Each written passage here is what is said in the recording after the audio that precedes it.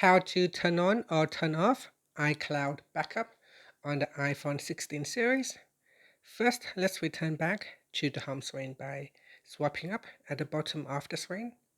Then on the home screen, tap on Settings. Now from the Settings page, we then scroll down and then tap on iCloud.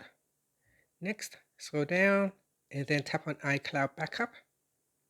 Now in here, tap on Backup this iPhone. So tap on the toggle button to turn on backup, or you can tap on it to switch it off.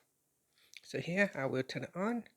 Once you turn it on, you can also choose whether you want to backup over cellular data or only use Wi-Fi. And that's it. After that, you can swipe up to return back to the home screen. And that's it. Thank you for watching this video. Please like and subscribe to my channel for more videos.